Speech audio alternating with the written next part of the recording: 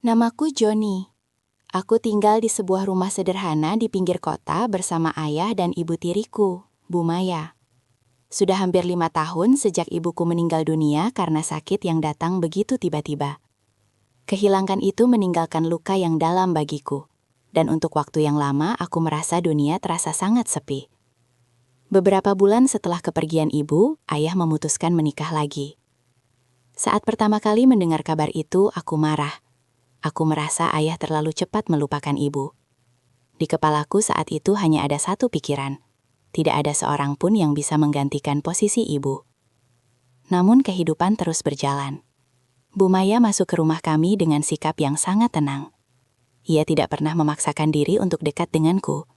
Ia juga tidak pernah mencoba menggantikan posisi ibuku. Ia hanya menjalani perannya sebagai seseorang yang ingin merawat rumah ini dengan tulus.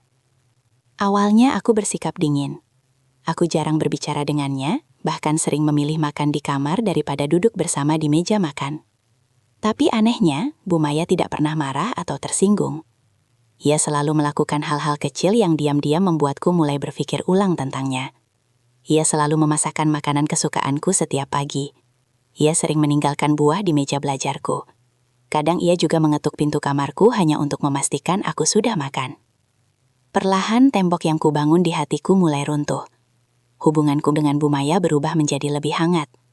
Kami mulai berbicara lebih sering, tertawa bersama saat menonton acara televisi, bahkan sesekali ia meminta bantuanku memperbaiki sesuatu di rumah. Sementara itu, ayahku semakin sibuk dengan pekerjaannya.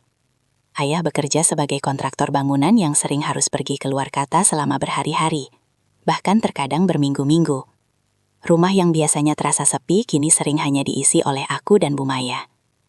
Hari-hari kami sebenarnya berjalan biasa saja. Aku kuliah di sebuah kampus swasta tidak jauh dari rumah, sementara Bu Maya mengurus rumah tangga. Setiap sore aku pulang, dan biasanya kami minum teh bersama di ruang tamu sambil mengobrol ringan tentang hal-hal sederhana. Namun belakangan aku mulai menyadari sesuatu. Sejak ayah semakin jarang pulang, Bu Maya terlihat sering melamun. Kadang ia duduk lama di sofa sambil memegang anuhnya sendiri, seakan butuh kehangatan. Aku ingin bertanya, tapi selalu ragu. Hingga suatu malam, ketika hujan turun sangat deras dan suara petir menggema di langit, sesuatu terjadi yang tidak pernah kuduga sebelumnya. Saat aku sedang belajar di kamar, tiba-tiba terdengar ketukan pelan di pintu. Tok tok tok.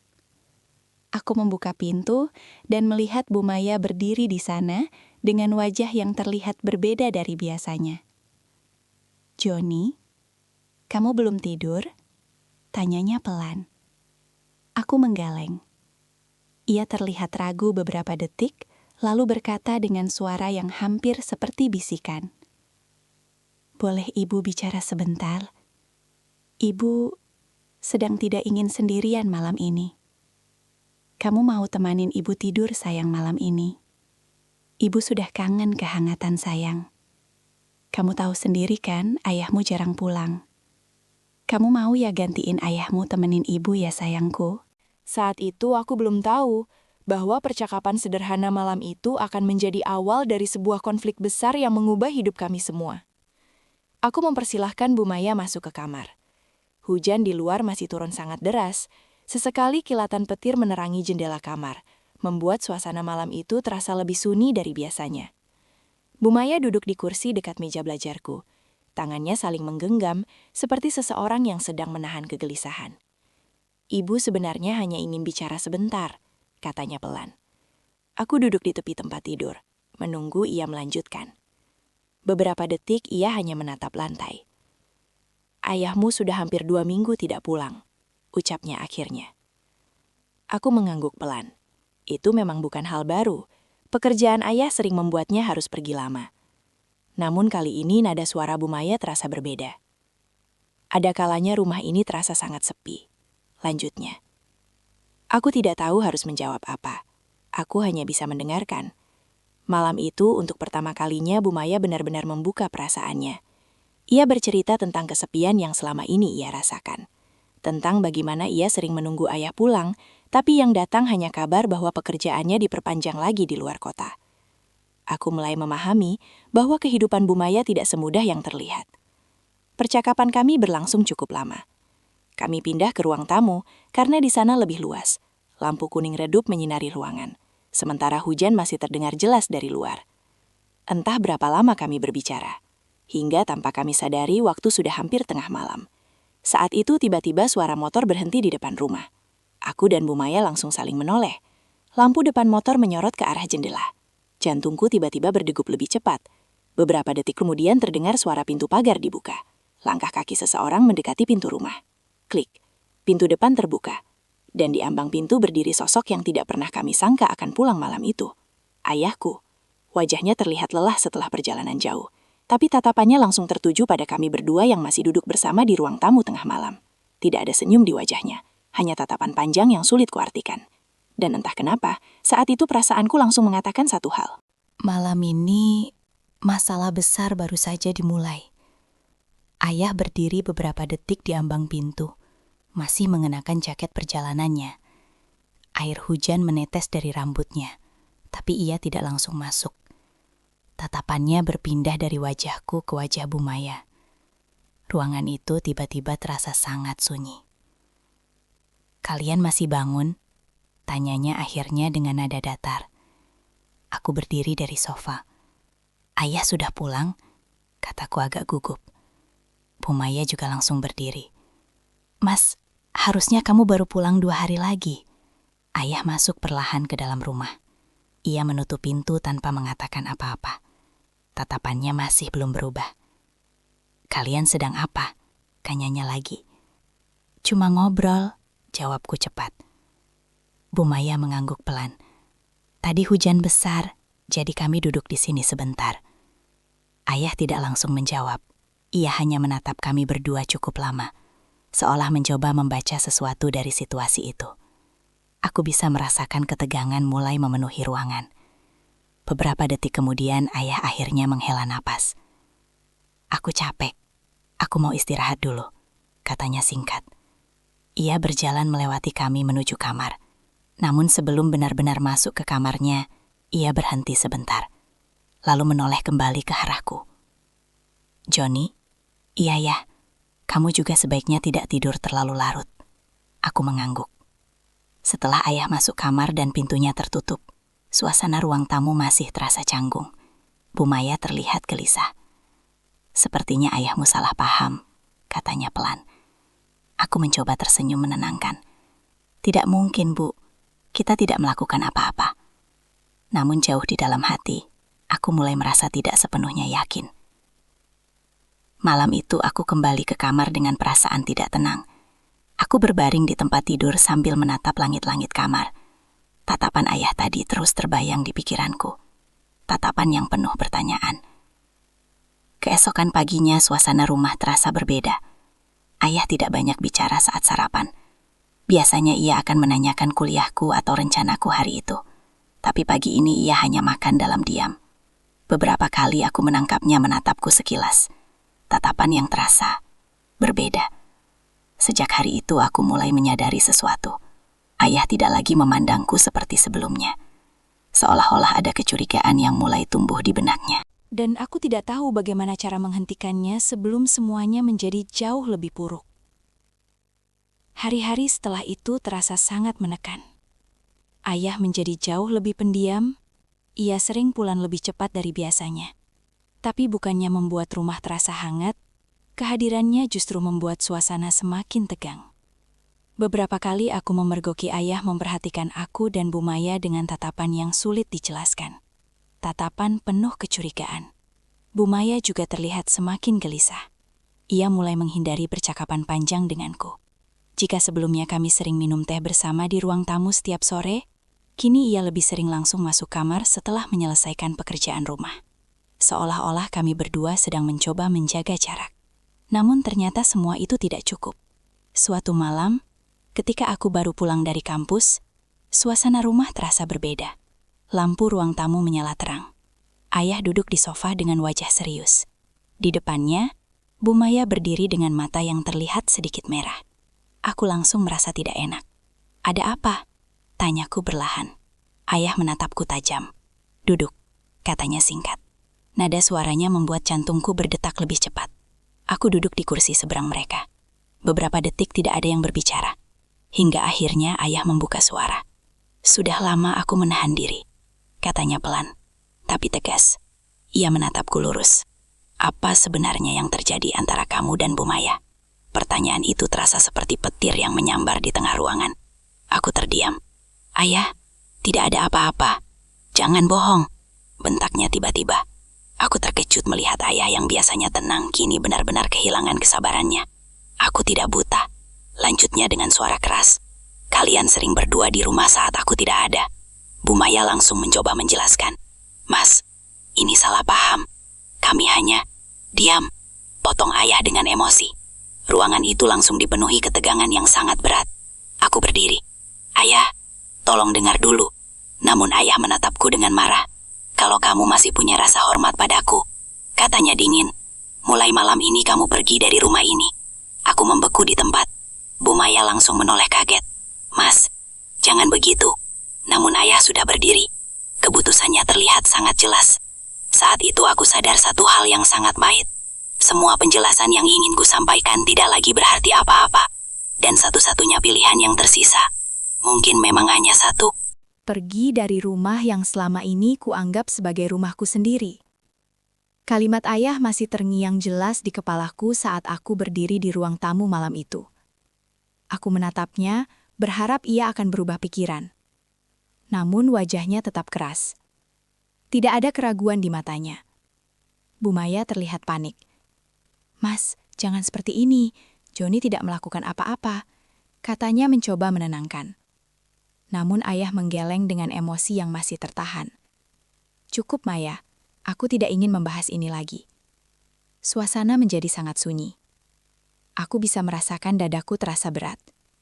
Semua yang terjadi terasa seperti mimpi buruk yang datang begitu tiba-tiba. Ayah, aku benar-benar tidak melakukan apapun, kataku pelan. Namun ayah tidak menjawab. Ia hanya memalingkan wajahnya. Saat itu aku sadar satu hal. Apapun yang kukatakan sekarang tidak akan mengubah keputusan yang sudah dibuatnya. Aku menarik napas panjang. Baiklah, ucapku akhirnya. Aku berbalik dan berjalan menuju kamar. Setiap langkah terasa berat. Di kamar, aku mulai mengemasi barang-barangku dengan tangan gemetar. Beberapa buku kuliah, pakaian, dan barang-barang penting kumasukkan ke dalam tas. Sementara itu pikiranku penuh dengan pertanyaan. Bagaimana semuanya bisa berubah secepat ini? Beberapa menit kemudian, aku keluar dari kamar dengan tas di bahuku. Bu Maya berdiri di lorong. Matanya berkaca-kaca. Joni, ibu minta maaf, katanya lirih. Aku menggeleng pelan. Bukan salah ibu, jawabku. Aku tahu ia juga terluka oleh semua ini. Aku berjalan menuju pintu depan. Sebelum keluar, aku menoleh sekali lagi ke arah ruang tamu. Ayah masih duduk di sana. Wajahnya tetap keras. Tapi entah kenapa aku merasa ia juga sedang menahan sesuatu di dalam hatinya. Ayah, kataku pelan. Ia tidak menjawab. Kalau suatu hari ayah menyadari semuanya hanya salah paham, aku tetap anak ayah. Aku membuka pintu dan melangkah keluar. Udara malam terasa dingin. Langit masih gelap setelah hujan yang turun sebelumnya. Aku berjalan menjauh dari rumah itu dengan perasaan campur aduk. Namun jauh di dalam hati, aku masih menyimpan satu harapan kecil. Bahwa suatu hari nanti, ayah akan menyadari kebenaran, dan keluarga kami bisa kembali seperti dulu. Harapan itu adalah satu-satunya hal yang kubawa bersamaku malam ketika aku meninggalkan rumah. Langkah kakiku terasa berat menyusuri jalan yang masih basah oleh sisa hujan. Lampu-lampu jalan memantulkan bayanganku di aspal yang mengkilap, seolah mengingatkanku bahwa malam itu benar-benar mengubah hidupku. Aku tidak tahu harus pergi kemana. Untuk sementara aku memutuskan tinggal di kos kecil milik seorang teman kampus. Kamarnya sempit, hanya cukup untuk satu tempat tidur dan meja belajar, tapi setidaknya aku punya tempat untuk berteduh. Hari-hari pertama terasa sangat berat. Setiap malam sebelum tidur, pikiranku selalu kembali ke Rula. Ke ruang tamu itu. Ke wajah ayah yang penuh kemarahan. Dan ke mata Bu Maya yang penuh kesedihan saat aku pergi. Aku mencoba fokus pada kuliah dan pekerjaan sampingan yang mulai kujalani untuk membayar kos.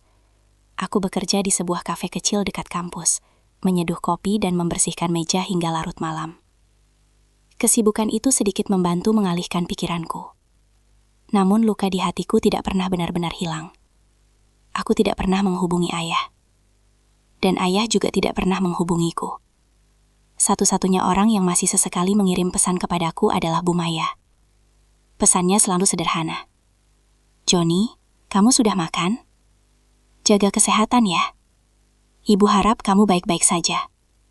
Aku selalu membalas dengan singkat, tapi aku tahu ia sebenarnya sangat khawatir.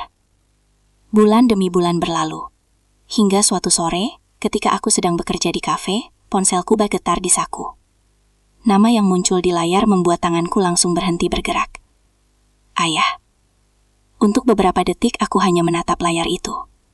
Jantungku berdetak cepat. Dengan tangan sedikit gemetar, akhirnya aku mengangkat telepon itu. "Halo? Ya?" Di ujung telepon terdengar napas berat. Suara ayah terdengar berbeda dari yang biasa ku dengar. Lebih pelan, lebih lelah. "Johnny, kamu ada waktu pulang sebentar?" Pertanyaan itu membuatku terdiam. Ada sesuatu dalam nada suaranya yang membuat dadaku terasa tidak nyaman. "Ada apa ya?" tanyaku hati-hati. Beberapa detik ia tidak menjawab. "Ayah ingin bicara," katanya akhirnya.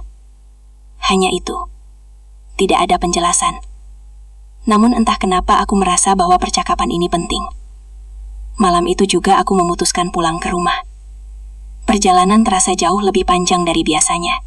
Sepanjang jalan, pikiranku dipenuhi berbagai kemungkinan. Apakah ayah masih marah? Apakah ia hanya ingin memastikan aku tidak kembali lagi? Atau apakah sesuatu yang lain telah terjadi?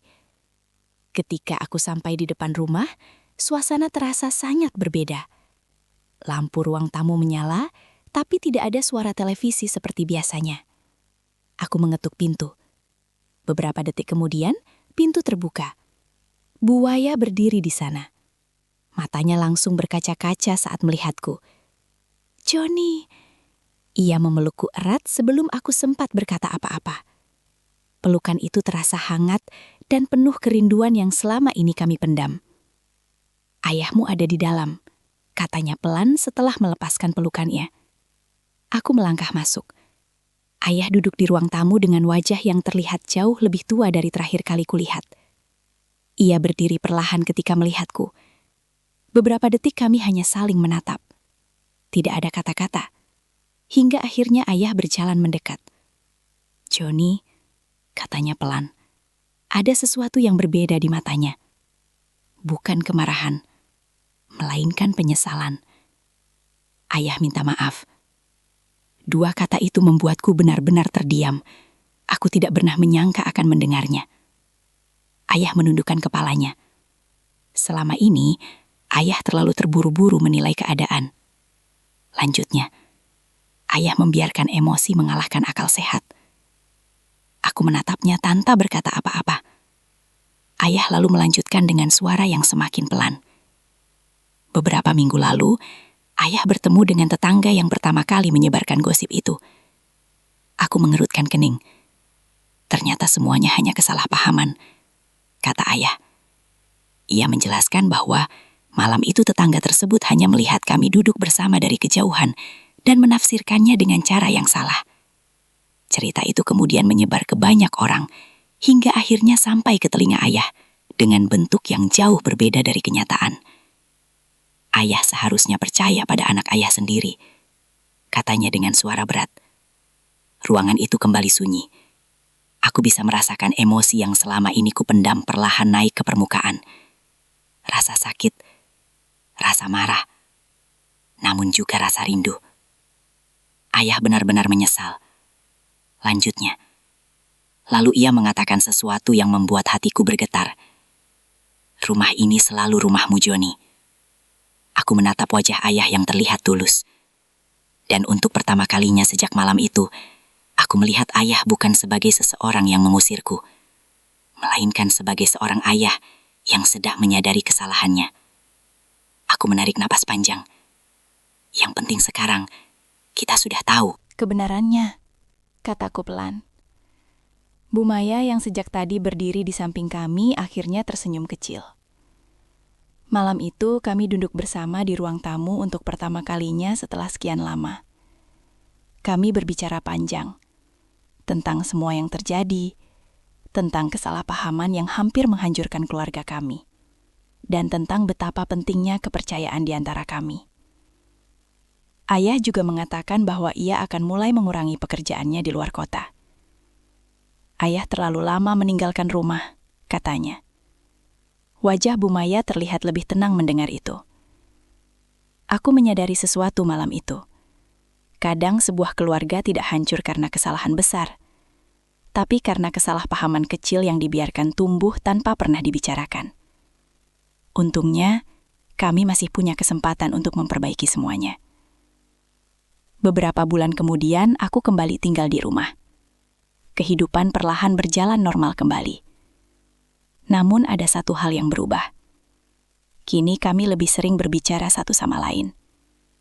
Kami belajar untuk tidak menyimpan perasaan sendirian. Karena dari semua yang terjadi, kami akhirnya mengerti satu hal penting. Keluarga bukan tentang siapa yang selalu benar. Keluarga adalah tentang siapa yang mau saling memaafkan dan tetap bertahan bersama meskipun pernah terluka. Dan bagiku, malam ketika aku pergi dari rumah itu, ternyata bukanlah akhir dari segalanya. Justru malam itulah yang akhirnya mengajarkan kami arti sebenarnya dari sebuah keluarga.